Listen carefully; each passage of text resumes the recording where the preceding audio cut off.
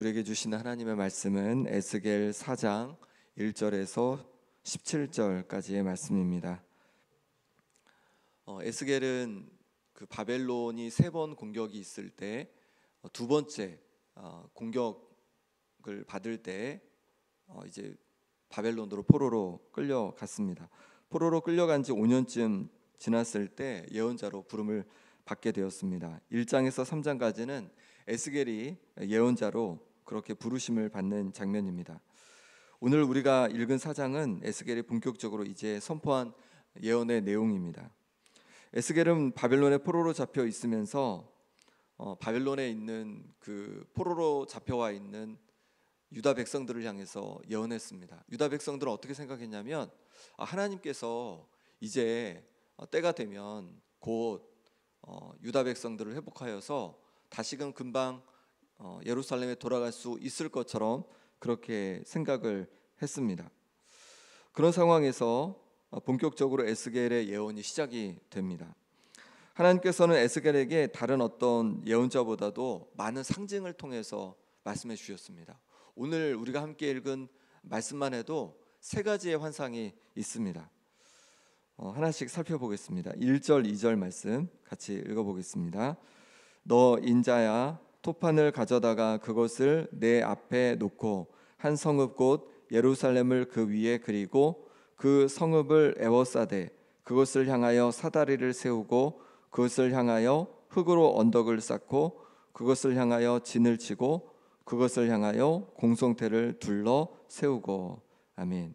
하나님께서는 에스겔로 하여금 토판을 가져오라고 하십니다. 흙으로 된 판을 가져오라는 겁니다. 그리고 거기다가 그 위에다가 예루살렘을 그려놓으라고 하시고 그리고 그 성읍을 에워싸되 사다리를 세우고 또 그것을 향해서 흙으로 언덕을 쌓고 또 진을 치고 또 공성태까지 둘러 세우라는 겁니다. 그러니까 장난감을처럼 이렇게 만들라는 거죠. 예. 그렇게 둘러서 만들라고 하시는 거예요. 이것은 뭘 말하고 있는 걸까요? 예, 이것은 예루살렘 성읍을 얘기하는 거죠. 하나님께서 예루살렘이 다시 공격당할 것을 말씀해 주신 거예요.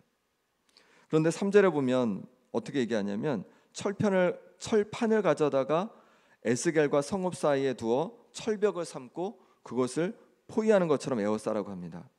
그 당시 가장 강력한 무기 재료였던 철판으로 막았다는 것은 아무도 예루살렘을 도울 수가 없다는 거죠. 그렇게 공격을 당하는데 아무도 이 예루살렘을 도와줄 수가 없다는 겁니다. 결국 이 말씀은 바벨론에 의해서 예루살렘이 멸망당하게 될 것을 그렇게 상징적으로 보여주고 있는 것입니다. 바벨론의 포로로 잡혀온 유다 백성들은 생각했습니다. 우리가 곧 예루살렘으로 돌아가고 예루살렘이 회복될 거다라고 생각했는데 하나님의 생각은 달랐던 거죠. 하나님께서는 예루살렘이 결국은 멸망하게 될 거다. 지금 예루살렘으로 돌아갈 것을 기대하지 말라고 그렇게 말씀하고 있는 것입니다.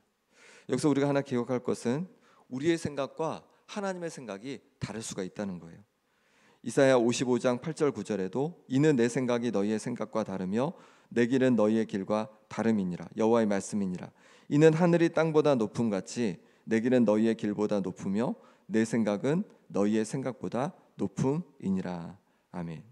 하나님께서 생각하시는 것과 우리가 생각하는 것이 서로 다를 수 있다는 거죠. 우리가 생각하는 길과 하나님의 생각하는 길이 다를 수가 있다는 거예요.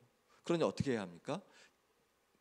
잘못했다간 하나님께서 생각하지 않는 생각을 내가 할 수 있고 잘못했다간 하나님께서 기뻐하지 않는 길로 우리가 갈 수 있다는 거예요. 그러니 하나님 말씀 앞에서 또 기도하면서 우리를 늘 점검해야 한다는 거죠. 내 생각이 과연 하나님께서 기뻐하시는 생각이 있는 건지, 내가 가는 길이 하나님께서 정말 원하시는 길인지 늘 점검하면서 나아가야 한다는 것입니다. 우리가 새벽에 왜 이렇게 나와서 기도하고 말씀 가운데 나아가니까 다시금 점검하는 거죠. 내 생각이, 내 뜻이 하나님께서 기뻐하시는 뜻인지 말씀 앞에서 또 기도하면서 점검하는 것인 줄 믿습니다. 그러니 늘 기도하며 우리에게 맡겨진 일들을 감당하고 또 주님 기뻐하시는 길로 나아가는 우리가 될 수 있기를 바랍니다. 그렇다면 왜 하나님께서는 하나님께서 선택하신 이 하나님의 백성이 이렇게 무참하게 멸망당할 거라 말씀하셨을까요? 4절 6절에서 이제 두 번째 상징을 통해서 그 이유를 말씀해 주고 계신데 4절 5절 말씀을 같이 읽어보겠습니다. 너는 또 왼쪽으로 누워 이스라엘 족속의 죄악을 짊어지되 내가 눕는 날 수대로 그 죄악을 담당할지니라. 내가 그들의 범죄한 횟수대로 내게 날수를 정하였나니 곧 390일이니라. 너는 이렇게 이스라엘 족속의 죄악을 담당하고. 아멘. 하나님은 뭐라고 하시냐면 에스겔에게 390일 동안에는 왼쪽으로 누워서 자라고 하십니다. 그리고 이어지는 6절에는 40일 동안에는 오른쪽으로 누워서 자라고 합니다. 저는 이렇게 거의 항상 이렇게 똑바로 누워 자려고 합니다. 그래야지 편합니다. 어릴 때부터 그렇게 했는데 아니 한쪽으로 누워서 390일 동안 자면 얼마나 이 어깨가 아프겠습니까? 힘이 들겠습니까? 그런데 그렇게 하라는 거예요. 왼쪽으로 390일, 오른쪽으로 40일 동안 그렇게 누워 자라는 겁니다. 1일이 1년이라는 겁니다. 근데 이게 어떤 횟수냐면 범죄한 횟수라는 거예요. 390일은 북이스라엘이 범죄한 390년을 말하는 거고, 그리고 40일은 남유다가 범죄한 40년을 말하는 거죠. 합하면 그럼 몇 년이죠? 430년입니다. 이 430년이 의미가 있습니다. 출애굽기에 보면 이스라엘 자손이 애굽에서 머문 시기가 430년으로 기록되어 있습니다. 이 시기는 어떤 시기입니까? 왜 430년이 창세기에도 430년이 나옵니다. 언제 나오냐면 하나님께서 아브라함에게 이제 내 자손을 저 하늘의 별처럼 많게 해주시겠다 약속해 주시는데 430년 후에야 가나안 땅에 돌아올 거다. 이방 땅에 있다가 내 자손이 430년 후에 돌아온다고 말씀하십니다. 왜 430년이 필요할까요? 그냥 이 가나안 땅에 쭉 살면서 번성하면 되는데 왜 430년이 필요할까요? 그 시간은 어떤 시간이냐면 이 가나안 땅에 원래 살고 있던 원주민들이 그들의 죄악이 가득 차는 시간인 거죠. 지금은 그들의 죄악이 그렇게 가득 차 있지 않기 때문에 그 가나안 땅을 심판할 수가 없다는 겁니다. 그러니 430년 뒤 가나안 땅 원주민들의 죄가 가득 찼을 때 이스라엘이 돌아와서 그들을 심판하게 된다. 하나님께서 심판의 도구로 이스라엘을 사용하신다라고 말씀하시는 거예요. 마찬가지죠. 하나님께서 이스라엘 백성을 향해서 오래 참으시다가 범죄한 날이 430년이 되었을 때 결국은 하나님께서 심판하신다는 겁니다.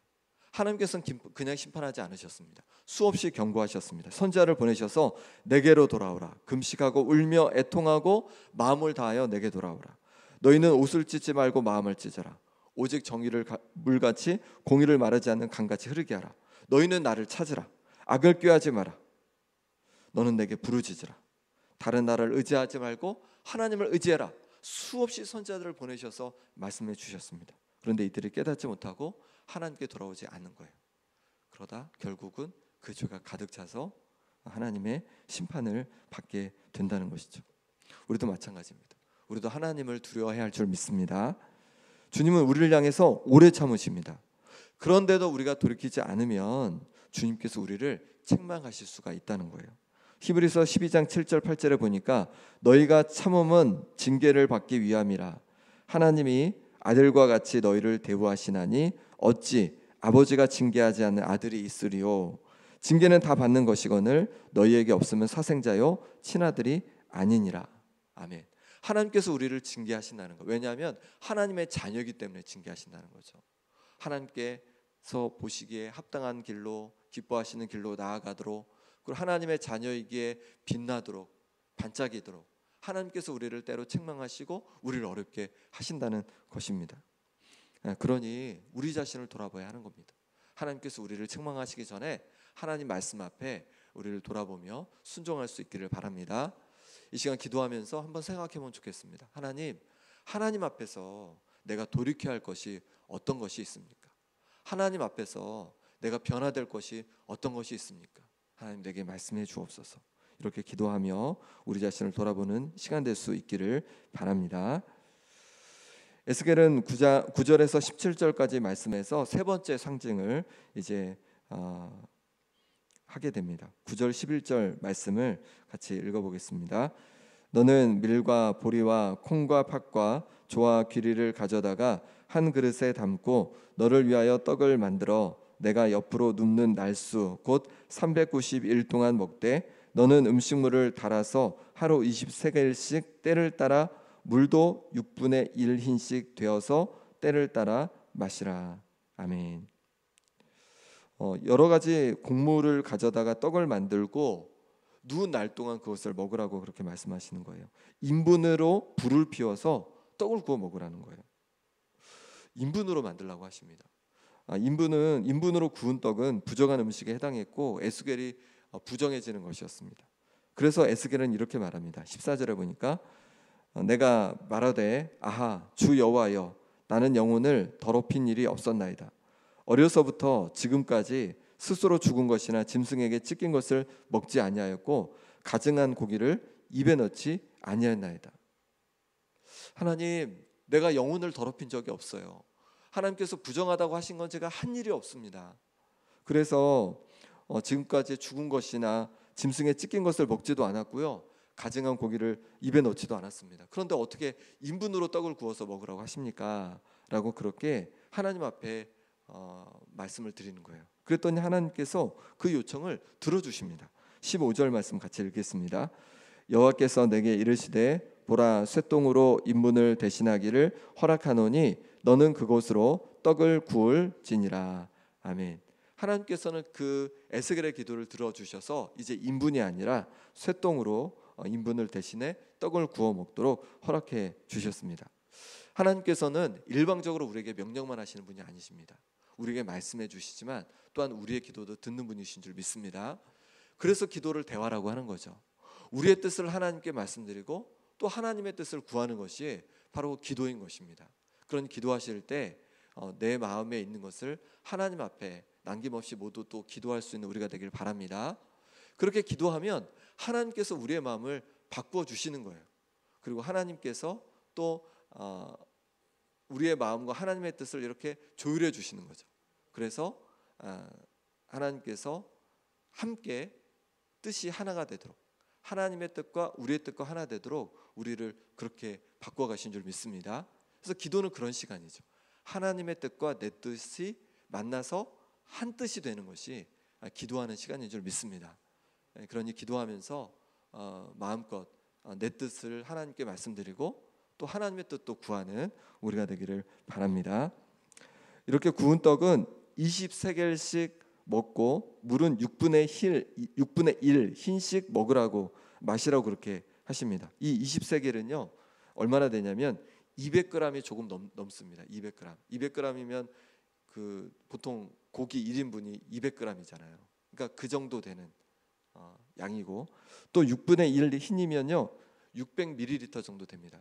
그러니까 큰 생수병 말고 작은 생수병이 500ml니까 그거보다 조금 많은 겁니다. 근데 그것을 가지고 한 끼가 아니라 한 끼 정도면 충분한 양인데 하루 종일 그거 하나 먹고 살라는 거죠. 그러니까 아주 적은 떡과 적은 물을 마시면서 하루를 지내라고 그렇게 말씀하고 있는 것입니다. 그럼 왜 그렇게 하실까요? 16절 17절 말씀입니다.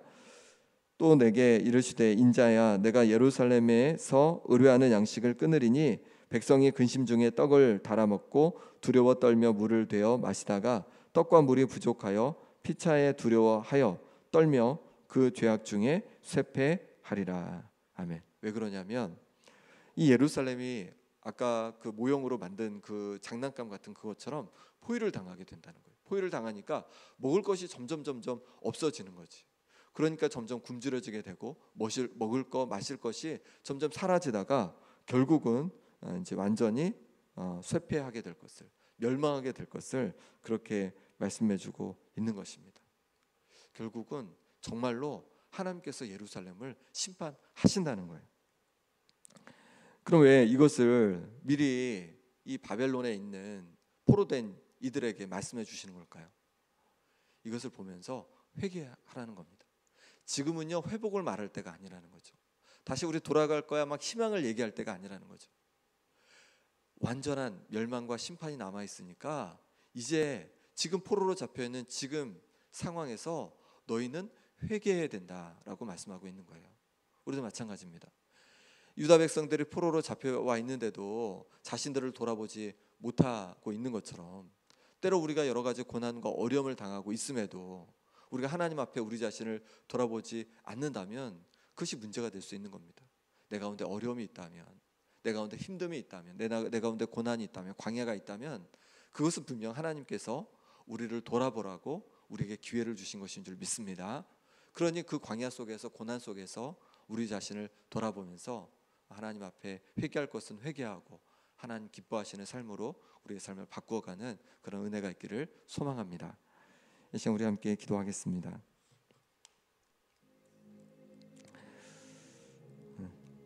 하나님, 이 시간 기도하실 때 하나님, 주님께서 오래 참으심에도 불구하고 반복해서 주님 앞에 짓는 죄가 있습니다. 주님, 주께서 우리를 오래 참고 계심을 기억하게 도와주시고, 그래서 주님 앞에서 내 자신을 돌아보고 깨닫는 은혜가 있게 하여 주옵소서. 주님, 주께서 붙잡아 주셔서 우리 가운데 여러 고난이 다가올 때 그 고난 앞에서 원망과 불평이 아니라 내 자신을 돌아보는 그런 은혜가 있게 하여 주옵소서. 주님의 생각과 또 나의 생각이, 우리의 생각이 다를 수 있음을 주님 고백합니다. 주님, 기도하면서 주님의 뜻을 구해가게 도와주시고 주님의 뜻과 또한 나의 뜻이 하나가 되어서, 한 뜻이 되어서 하나님께 영광 돌리는 삶이 되게 하여 주옵소서. 또 기도하실 때 아픈 성도들 위해 기도하겠습니다. 김봉자 권사님, 유재선 성도님, 오기숙 권사님, 김정혜 권사님, 윤정복 장로님, 이규대 집사님, 김형자 권사님, 전명숙 권사님, 이덕수 권사님, 조대원 장로님, 그리고 우리 노아 위해서 같이 기도해 주시기 바랍니다. 노아가 이제 퇴원을 했습니다. 너무 감사하고 이제 그래도 이 가정에 온전히 평안을 주시고 또 하나님께서 주신 은혜 속에서 더 기쁨으로 살아가도록 기도해 주시기 바랍니다. 아동센터와 또 소망요양원 위에서 또 이번 주에 있을 우리 아동부 캠프 위에서 이 시간 함께 기도하겠습니다. 하나님 아버지께서 붙잡아 주시기를 원합니다. 하나님 아버지, 우리를 향해서 오래 참아 주시니 감사합니다. 주님, 두렵고 떨림으로 주님을 바라보기 원합니다. 우리를 사랑하시고 우리를 기뻐하셔서 우리를 바른 길로, 옳은 길로 인도하시고자 때로 우리를 책망하시고 때로 우리 가운데 어려운 고난과 힘든 일을 허락하신 줄 믿습니다. 주님, 우리 자신을 돌아보게 하여 주옵소서. 내 자신을 돌아봅니다. 하나님 앞에, 하나님 말씀 앞에 정말로 바르게 또 기쁨으로 바르게 아버지의 정직하게 살아가지 못했던 모습을 용서하여 주옵소서. 하나님 아버지 또한 하나님의 뜻과 아버지 하나님 나의 뜻이 하나가 되어지기를 원합니다. 한 뜻이 되어지기를 원합니다. 내 마음대로 생각하고 내 마음대로 행동하고 아버지 하나님 내가 생각한 길로 나아가고자 했던 모습을 용서해 주시고 이제 하나님 기뻐하시는 그 길로 날마다 걸어가는 은혜가 있게 하여 주옵소서. 하나님 아버지, 하나님의 뜻을 날마다 구하게 도와주시고 하나님께 영광 돌리는 삶이 될 수 있도록 역사하여 주시옵소서. 하나님 아버지 감사합니다. 하나님 아버지, 주께서 붙잡아 주셔서 아버지 하나님께서 주님을 바라보게 도와주시고 영광 돌리는 삶이 될 수 있도록 역사하여 주옵소서. 아픈 성도들 주여 만져주시길 원합니다. 심장을 주여 강건케 하여 주옵소서. 염증이 하루속에 사라지게 하여 주옵소서. 하나님 아버지가 이제 온전히 회복되게 도와주시고 어깨에 아버지 하나님 내가 온전히 아버지 하나님 잘 붙게 하여 주옵소서. 아버지 하나님 온전히 회복되어서 강건케 하여 주옵소서. 아버지 하나님 지금 부분마다 하나님 주신 은혜로 회복되게 도와주시고 하나님 아버지가 잘 붙는 역사가 일어나게 하여 주시옵소서. 하나님 아버지께서 도와주시기를 원합니다. 주께서 주신 은혜 속에서 하나님 아버지 하나님께를 주여 만져 주시옵소서. 아버지 하나님께서 붙잡아 주셔서 절된 무게 온전히 잘 붙게 하여 주시옵소서. 눈이 주님께서 주신 은혜로 회복되게 하여 주시옵소서. 이제 아버지 온전히 회복하게 하셨사오니 강건케 하여 주옵소서. 은혜로 도하여 주옵소서. 아버지 하나님 센터 가운데 주님 은혜 부어주시고 영원히 함께해 주셔서 주님께서 주신 은혜 속에서 풍성한 역사 있게 도와주시고 하나님께서 역사하심을 보게 하여 주시옵소서. 하나님 아버지께서 도우시길 원합니다. 아동부 아버지 하나님 캠프 가운데도 주여 함께해 주셔서 준비하는 우리 목사님과 선생님들 가운데도 하나님 능력으로 함께해 주시고 또 하나님 역사해 주셔서 하나님 도와주시는 은혜를 경험케 하여 주시옵소서. 하나님 아버지와 만져주셔서 우리 아이들 많은 영혼들이 참여하게 도와주시고 좋은 날씨 속에서 행복하고 기쁨으로 시간을 보내고 하나님을 만나는 역사가 말씀이 그들 가운데 임하는 역사가 일어나게 하여 주시옵소서. 하나님 도와주시옵소서. 하나님 만져주시옵소서.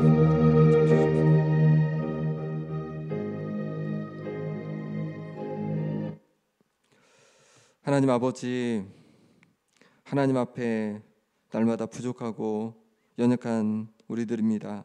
그럼에도 불구하고 우리를 향해서 오래 참으시니 감사합니다. 하나님 아버지, 이제 하나님 아버지를 두려워하는 마음으로 우리의 삶을 정돈하고 정직하고 바르고 하나님 말씀 앞에 합당한 삶을 살아가게 하여 주옵소서. 하나님 아버지대로 하나님의 생각을 여쭙지 않고 우리의 생각대로 우리의 마음대로 살아갈 때가 얼마나 많습니까? 우리의 생각이 하나님의 생각과 다를 수 있음을 늘 기억하게 하여 주옵소서. 그래서 하나님의 뜻을 구하게 도와주시고 하나님의 생각을 여쭙게 도와주시고, 그래서 하나님의 생각과 우리의 생각이 하나가 되고 하나님의 뜻과 우리의 뜻이 하나가 되어서 하나님께 영광 돌리는 우리의 삶이 될 수 있도록 인도하여 주옵소서. 아픈 성도들 기억해 주셔서 육신을 하루속히 강건케 하여 주시고, 여러 가지 어려움 속에 있는 성도들 기억해 주셔서 그 모든 어려움에서 노임받게 하여 주시옵소서. 하나님 아버지, 아동센터와 소망예영원을 통하여서 우리가 이 땅에 좋은 이웃이 되게 도와주시고 많은 영혼들이 주님 앞에 돌아오는 역사가 있게 하여 주옵소서. 저들이 하나님의 사랑을 경험케 하여 주옵소서. 또한 이곳에서 일하는 선생님들 가운데 그 가정에 평안을 부어주시고 하나님 주신 은혜 속에서 하나님의 사랑을 알고 하나님께 영광 돌리는 삶이 될 수 있도록 하나님 도와주옵소서. 아동센터 아동부가 이제 캠프를 준비하고 있습니다. 준비하는 목사님과 우리 선생님들 가운데 능력으로 성령 충만함으로 주님 함께해 주시고, 하나님 아버지 또 가고 오는 길 지켜주시고 또 많은 영혼들 보내주시고 또 그들이 가서 하나님을 만나는 역사가 있게 하여 주옵소서.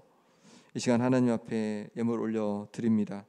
생명 되신 주님께 살아도 죽어도 오직 주님께 영광 돌리는 삶이 되기를 원해서 성령님이 도와주시도록, 그런 삶으로 도와주시도록 주님 앞에 예물 올려 드립니다. 이 기도제대로 주님 역사해 주셔서 하나님께 영광되는 삶이 되게 도와주시고 날마다 성령 충만한 삶으로 인도하여 주옵소서. 예수 그리스도 이름으로 기도합나이다. 아멘.